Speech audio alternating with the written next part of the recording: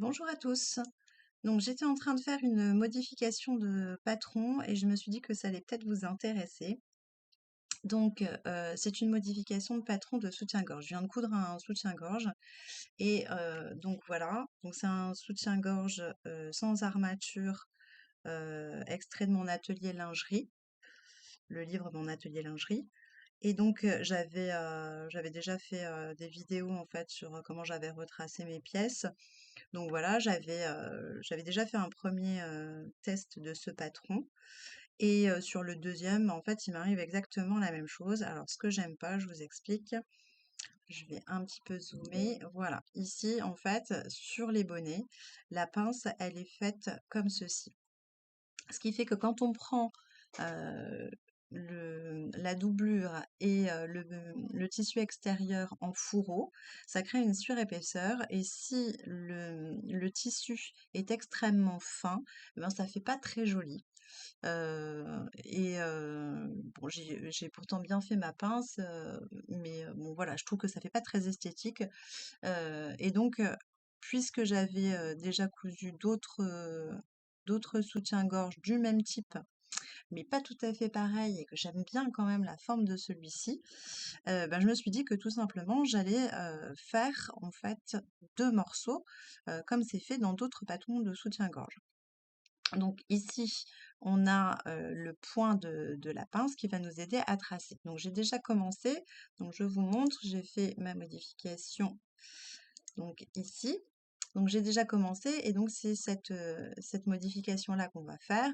Et là, donc en fait, je l'ai déjà fait sur le tissu extérieur et on va le faire sur la doublure puisque la doublure, c'est pas tout à fait la même pièce puisque sur le tissu extérieur, il y a un morceau de dentelle qui va se rajouter.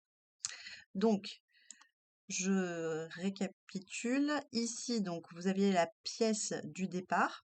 Et donc, en fait, j'en ai fait deux pièces. Et donc, je vais coudre comme ceci. Alors, bien sûr, ici, il y a la pointe. Je vais pas retracer en courbe parce que je le ferai naturellement, en fait, au moment de la couture.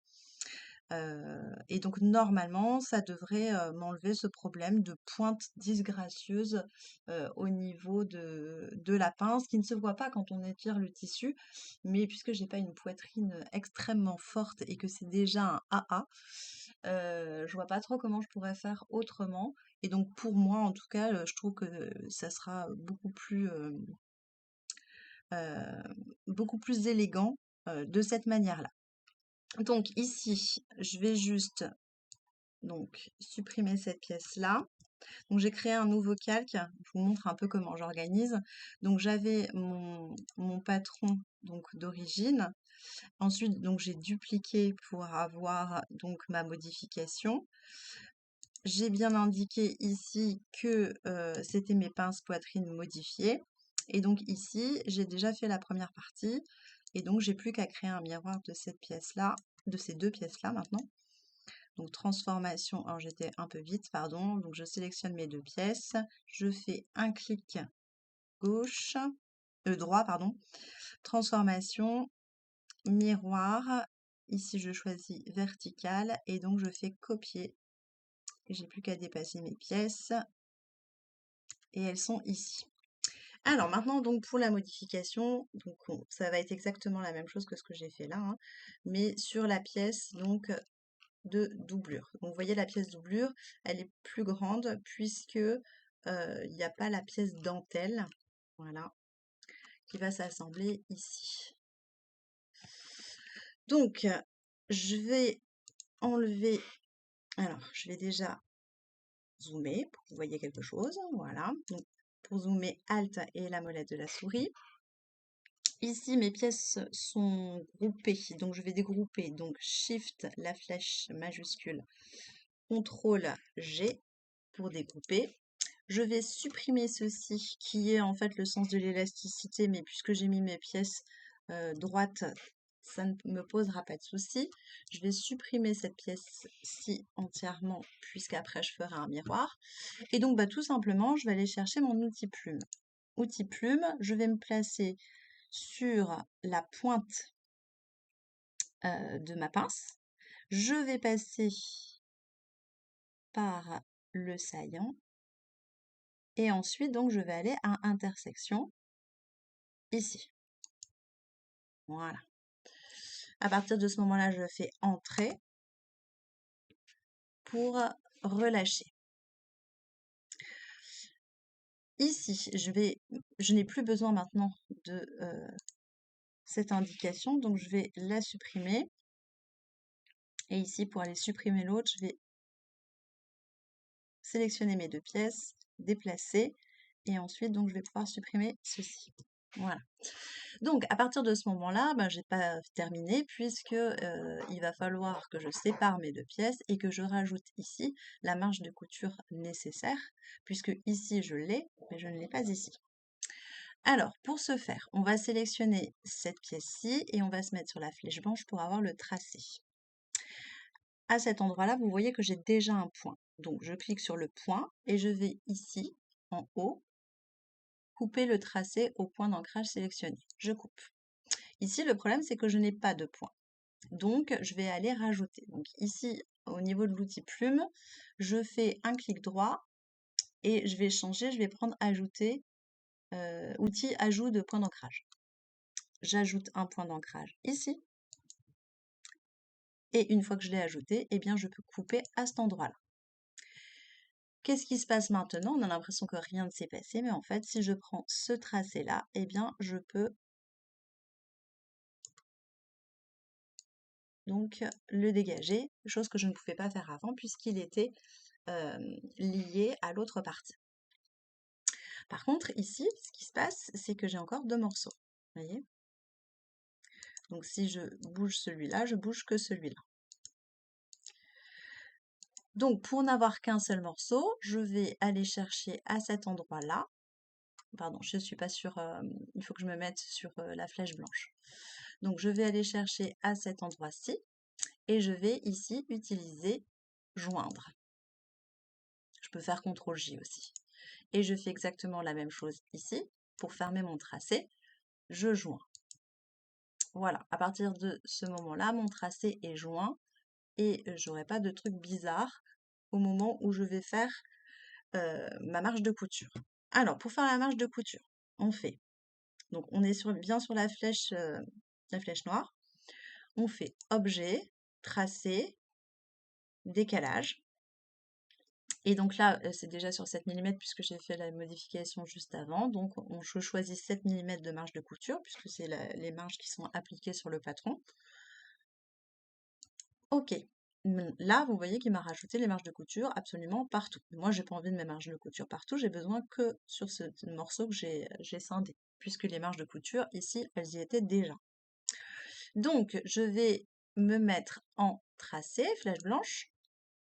Je choisis le tracé, je vais choisir ce point-là, Shift maintenu et ce point-là. Je peux lâcher Shift, je coupe.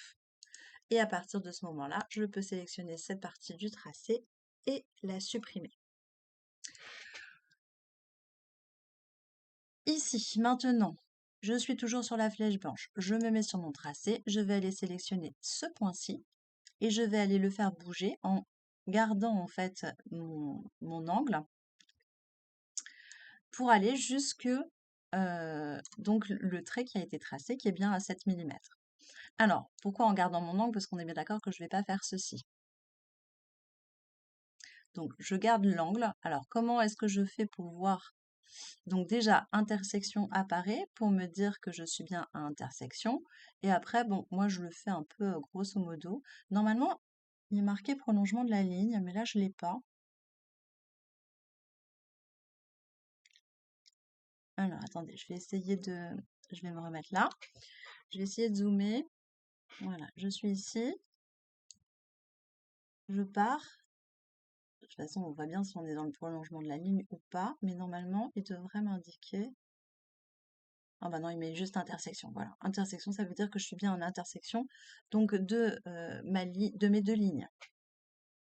Vous voyez? Parce que si je me mets là, il se met en rose pour me dire que je suis bien sur la ligne, mais c'est au moment où il me met intersection que je sais que je suis bien dans l'alignement de l'autre ligne.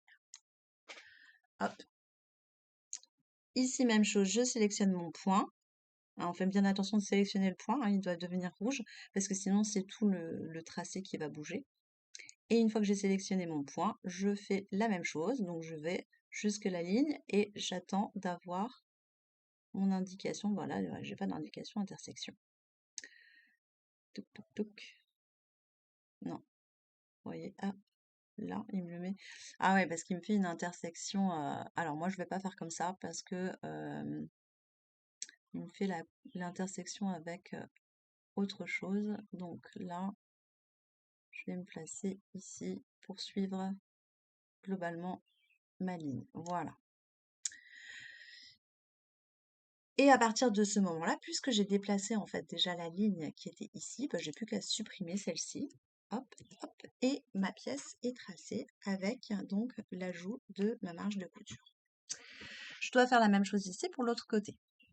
Donc pour l'autre côté, j'ai pas le trait, donc il va falloir d'abord que je fasse le trait. Donc je prends mon outil plume. Donc ici, attention, je suis sur ajout, outil ajout de point d'ancrage. Donc je fais un clic droit, je reprends l'outil plume et je trace donc le reste de mon tracé d'un point à l'autre, tout simplement.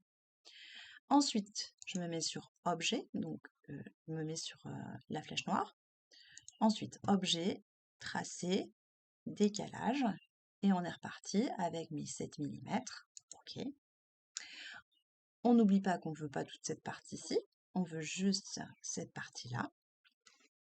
Et donc, on va faire exactement la même chose. On se met sur le tracé, on sélectionne ce point-ci, Shift maintenu, je clique avec ma souris sur ce point-là, je lâche Shift, je coupe, je prends cette partie du tracé que je supprime, j'appuie tout simplement sur supprime, plusieurs fois, enfin 2 fois en l'occurrence, et ensuite, comme tout à l'heure, je me mets sur ce tracé-là, je sélectionne le point.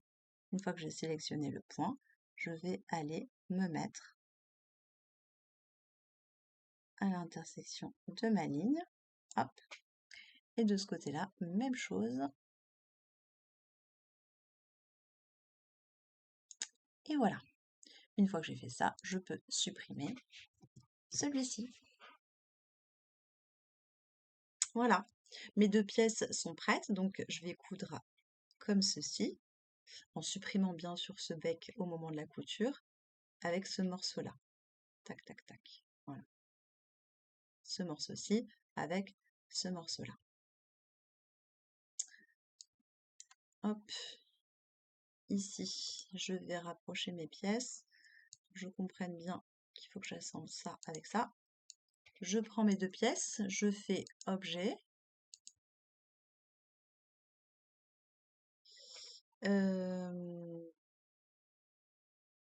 Pas du tout, je fais pas objet. Je sélectionne mes 2 pièces, je fais un clic droit, je fais transformation, miroir, je vais copier et voilà. Mon miroir est fait et je vais pouvoir couper mes 2 autres pièces. Voilà. Donc la modification est faite. Alors j'en profite aussi pour vous expliquer. Donc vous voyez, donc là ici j'ai écrit, pince poitrine, modifiée. J'ai tendance maintenant de plus en plus à écrire tout en fait sur mes fichiers parce que j'oublie en fait ce qui va pas. Donc là par exemple, j'ai terminé donc un ensemble, et j'avais fait donc donc pour le bas j'avais fait, le patron à la folie en tanga. Donc, j'ai créé un fichier bas à la folie parce qu'il y a 3 bas dans le patron à la folie de Charlotte Jobert. Et donc ici, donc j'ai mis tous les bas. Là, vous avez le patron avec tous les bas. Ensuite, j'ai créé donc tanga taille 40 et j'ai mis que la taille 40 était trop grande pour moi. Alors, en ce moment, j'ai vraiment des soucis avec les tailles. Soit je fais trop petit, soit je fais trop grand. Donc comme ça fait plusieurs fois que je fais trop petit, bah, du coup je me suis dit bon bah je vais pas me faire avoir, je prends la taille au-dessus et là vraiment c'était trop grand. Pourtant au niveau du barème de mesure, j'étais vraiment entre le 38 et le 40 et vraiment le 40 là est vraiment trop grand. Donc je ne sais pas ce que je fais en ce moment avec mes mesures, mais je bidouille pas mal. Donc j'écris ces annotations-là parce que quand je vais rouvrir le fichier, je vais me dire: «Oh bah tiens, j'avais fait la taille 40, bon bah c'est la taille 40 qui me va» et puis je vais oublier en fait qu'il va falloir que je fasse la taille 38, heu, en fonction de l'élasticité du tissu. C'est peut-être ça aussi. Les dernières fois que j'ai eu des patrons trop petits, je pense que j'avais pas suffisamment d'élasticité. Je fais pas toujours attention et donc je pense que c'est ça. Alors que là, bon, ma dentelle était quand même, suffisamment élastique donc bon, voilà, je me suis retrouvée avec un tanga un petit peu trop grand. Autre chose aussi que je voulais vous montrer, comme j'ai énormément de patrons, alors attendez, ça enregistre, j'enregistre tout bien sûr, voilà. Heureusement qu'il demande à chaque fois parce que je ferme sans faire mes enregistrements. Donc ce que je voulais vous faire voir, donc voilà, je vais y arriver, c'est comment j'ai organisé mes patrons parce qu'alors là, ça devenait vraiment, donc j'ai classé mes patrons, mais quand je cherchais quelque chose, si je vous montre par exemple dans robe, voilà le nombre de patrons de robe que j'ai et donc en fait, je me rappelais plus du tout.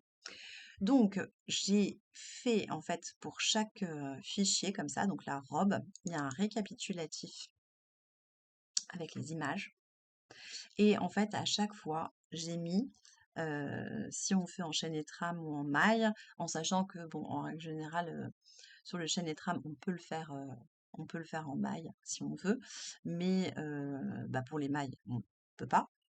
Donc comme ça, j'ai les indications et j'ai aussi mis le métrage. Alors, j'ai mis le métrage approximatif sur les modèles que je voulais. Par exemple, ici, en breline, j'ai mis que c'était 2 mètres, mais pour le sans manches et dos nu. Bon, j'habite à La Réunion, alors forcément, ça m'étonnerait que je mette les manches.